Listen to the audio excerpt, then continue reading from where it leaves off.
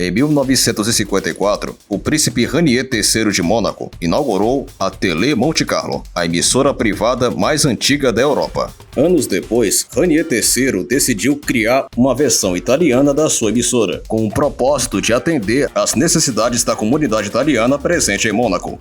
Então, no dia 5 de agosto de 1974, a Télé Monte Carlo foi inaugurada. Nos primeiros anos, a emissora transmitia os seus programas em cores e se destacava entre os telespectadores italianos, já que a TV em cores na Itália só foi implantada em 1977. Além de transmitir os seus programas em cores, ela operava fora das fronteiras italianas e tinha muitas repetidoras próprias na Itália e na Península Itálica. Mesmo com esses avanços, a emissora não tinha muita audiência na Itália. E é aí que entra na história a Rede Globo, o empresário Silvio Berlusconi e a emissora estatal RAI. Berlusconi estava interessado em comprar a emissora. O empresário tinha um monopólio de emissoras de rádio e de TV na Itália, e a RAI era a principal rival de Berlusconi, já que ele era um concorrente direto. E em 1981, para evitar que Silvio Berlusconi tivesse mais uma emissora de TV, eles fizeram um acordo com o Principado de Mônaco para ter o direito de veto sobre qualquer operação de venda ou empréstimo da Télé Monte Carlo.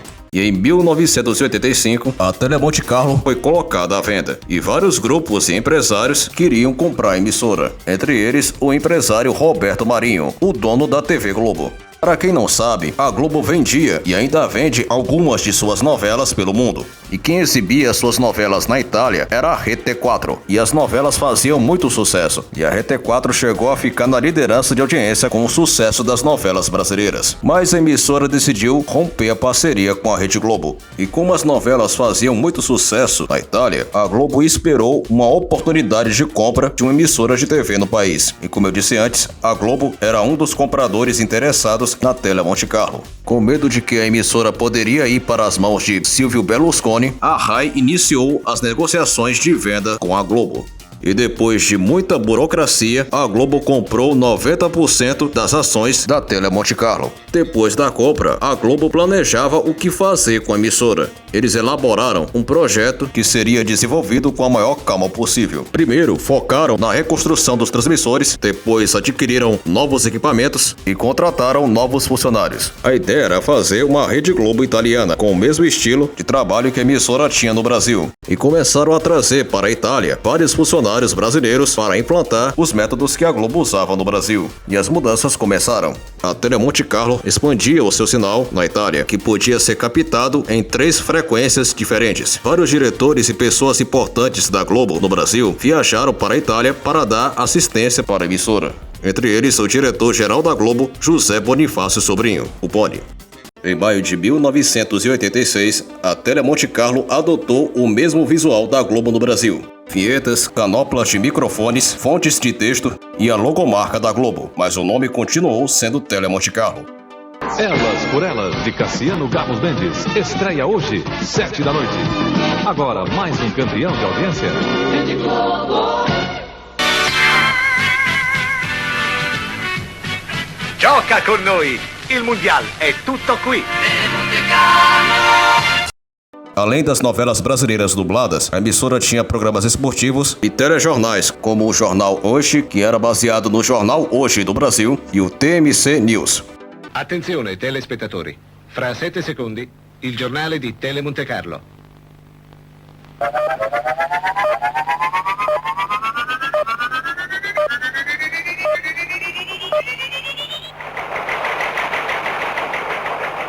Buonasera, queste le notizie dal mondo di oggi, lunedì 5 maggio. La nube nucleare si allontana dai nostri cieli. Per qualche giorno ancora osservare le precauzioni alimentari. Secondo giorno del vertice dei 7 paesi più industrializzati. Scosse di terremoto in Iran, Turchia e Messico. Incidente ferroviario in Portogallo. Per ora 9 i morti.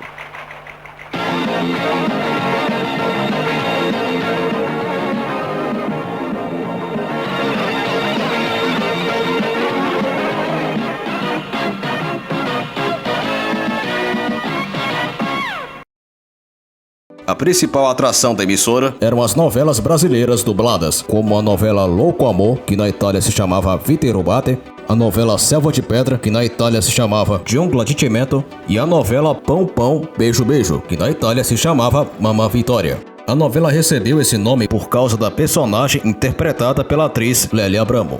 A emissora também passava filmes antigos e várias séries americanas.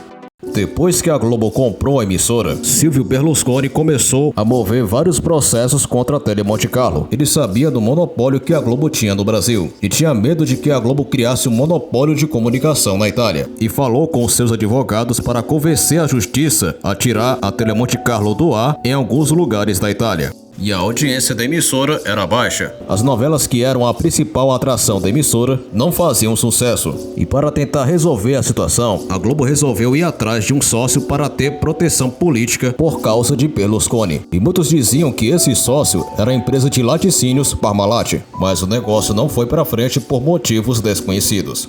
Em 1987, Silvio Berlusconi fez uma denúncia dizendo que havia irregularidades nas operações da Tele Monte Carlo em Roma. Ele dizia que a emissora funcionava sem autorização do Ministério dos Correios e das Telecomunicações e acusou a Globo de ter privilégios. E por causa disso, a Tele Monte Carlo foi retirada do ar em várias cidades na Itália. A Globo entrou com um recurso na justiça, mas acabaram perdendo.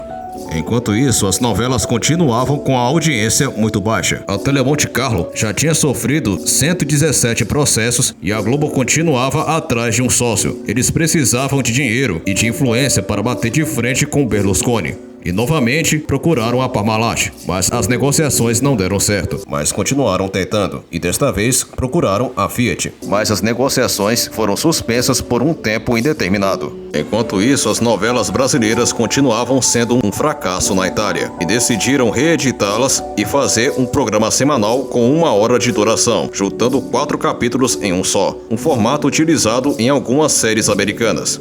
A primeira novela que recebeu esse formato foi Roda de Fogo, que na Itália se chamava Potere. A novela era exibida uma vez na semana, mas essas tentativas não deram certo. Em 1989, surgiu um boato de que 80% das ações da Tele Monte Carlo seriam vendidas para a JM Corporation de Luxemburgo. Isso gerou uma confusão entre os funcionários e decidiram fazer uma greve para impedir as exibições completas dos telejornais. O objetivo era pressionar os diretores para responderem se esses boatos de venda eram verdadeiros ou mentirosos. Em 22 de maio daquele ano, foi anunciado que a Tele Monte Carlo foi vendida para os empresários Giancarlo Paré e Flório Fiorini. Quando os funcionários souberam da notícia, ficaram surpresos e entraram em greve novamente. Isso aconteceu porque os empresários Giancarlo Paré e Flório Fiorini não tinham uma boa fama e a venda não foi concretizada.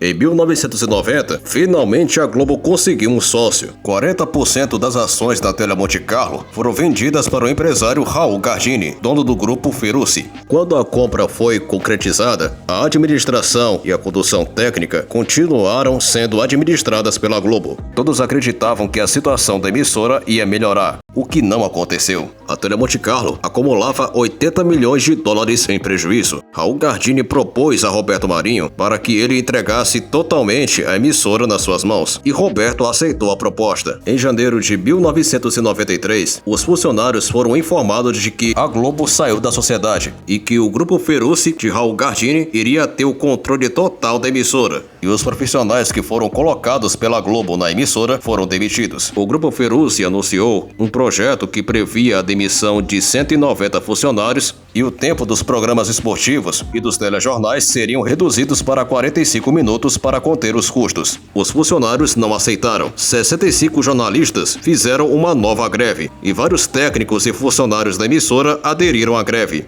Em 1994, a Globo vendeu definitivamente a Tele Monte Carlo para o grupo Ferrucci. A cobertura da emissora foi limitada e a programação da emissora foi desfigurada, e o grupo Ferrucci não resistiu à pressão.